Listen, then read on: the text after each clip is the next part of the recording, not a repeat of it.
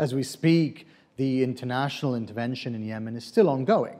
This Saudi-led coalition of 10 countries from across the GCC, across the Arab world, and even as far as Pakistan are seeking to push back the Houthi rebels from the south of Yemen.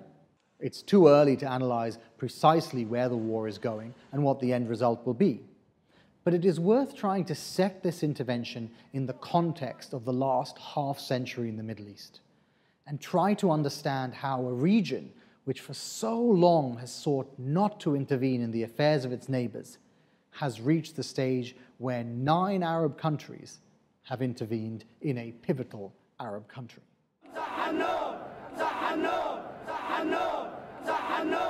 The background to this conflict is well known. The Houthi advance from the north, its takeover of the capital Sana'a, its imprisonment and later attempted assassination of the Yemeni president. All of this is the immediate background to the intervention.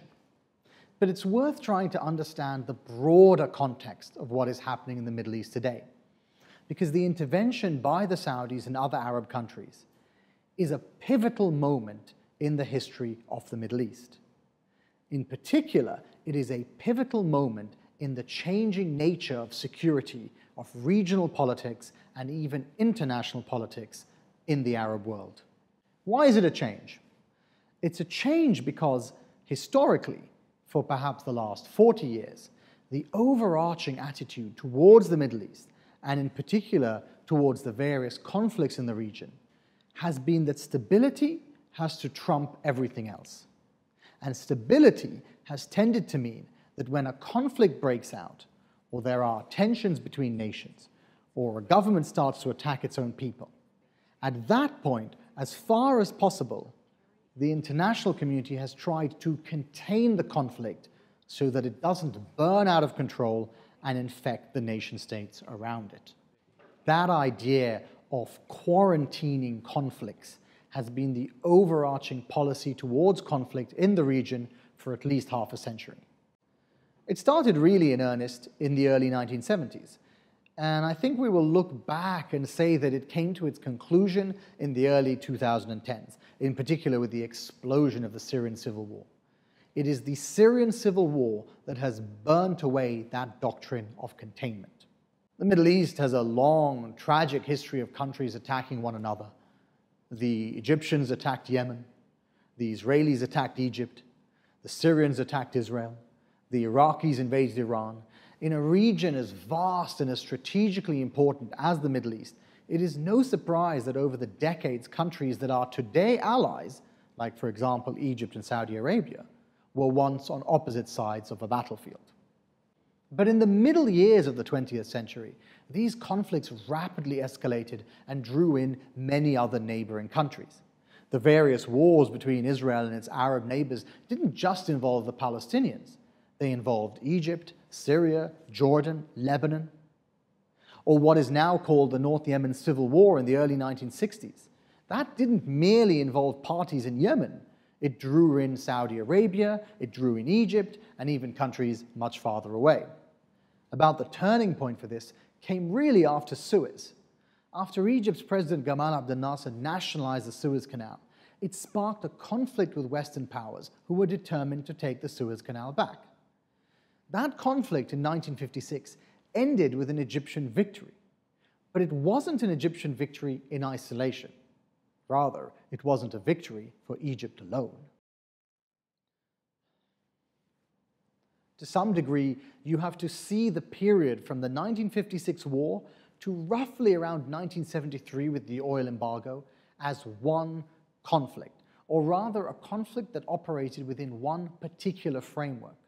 And that framework was the belief in Western countries that Nasser and the ideas of Nasserism and of Egypt's role in the Middle East had to be contained and, if possible, destroyed. Looked at in that way, the external involvement in Yemen's civil war in the 1960s, the arming of Israel throughout the 1960s before the '67 war, and the extensive involvement of the US before, during, and after the 1973 war, all of those fitted into one framework. The end result of all of that political intrigue and conflict and military alliances, the end result of all of that comes in 1973 with the oil embargo. The oil embargo was the decision by Arab members of OPEC to impose an embargo on the United States for giving weapons to Israel in the 1973 war. The oil embargo was one of those incidents that had vast repercussions across the world, in terms of what it did to the global economy, in terms of what it did to the relationships between the United States and Europe, in terms of what it meant for energy security and how countries like the US perceived energy security. It was one of those incidents that is long feared and long expected, and then when it finally happens, it's like a stone thrown into a still pool. The ripples of it reshape policies around the world. They reshape political attitudes, they reshape the behavior of entire economies. What does this have to do with Yemen today and the Saudi-led intervention? Well, after the 1973 oil embargo, it became clear to the Americans that conflicts in the region could have repercussions far beyond their borders, and that in particular, if conflicts escalated, there was a chance that the oil embargo, which remained the most serious weapon that the Arabs possessed, there was a chance the oil embargo would happen again. The solution to that was to make sure that conflicts remained within borders, that as far as possible you quarantined those conflicts.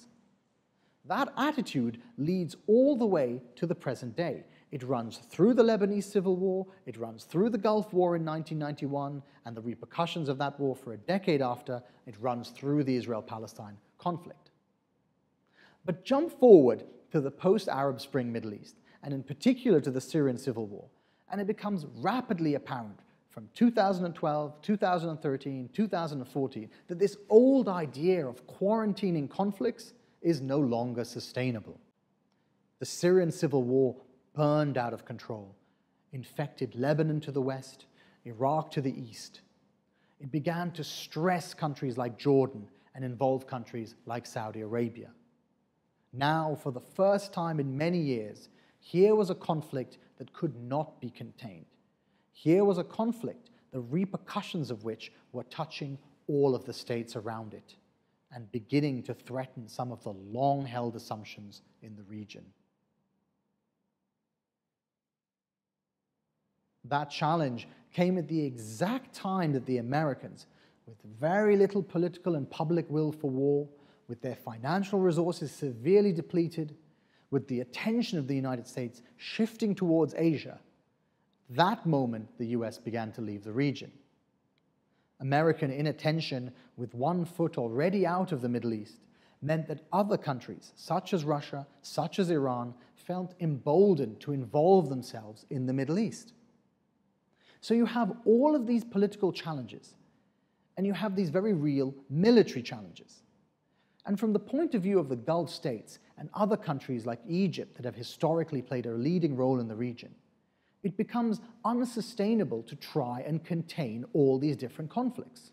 And so it gives rise to this idea that if these conflicts can't be contained, and if the United States, which has been the guarantor of security for many years, is not willing to intervene, then perhaps it is time for the Arab world to intervene and solve these conflicts themselves. This is one of those ideas whose moment had really arrived. And it arrived because of the convergence of realities, but also because of the internal dynamics of certain states, like the Gulf states, which were prosperous, which were stable, and which had the financial and military resources to intervene, and because of new leadership, for example, in Egypt and in Saudi Arabia. All of these things come together to make the Gulf states and Egypt give up the doctrine of containment and start to see that their interests now align with the new doctrine of intervention. What happens next, then, is extremely unclear. The Middle East, since the Arab Spring in 2011, has been treading into uncharted territory. All of the assumptions that upheld the region and underpinned the decision-making of the region for decades, all of those assumptions are unraveling. In its place come new ideas and new policies. But treading into this uncharted territory brings with it both opportunities and dangers. The Saudi-led intervention in Yemen is a pivotal moment, a new moment in the history of the modern Middle East. How long that moment will last will be decided by events on the other side of the Arabian Peninsula.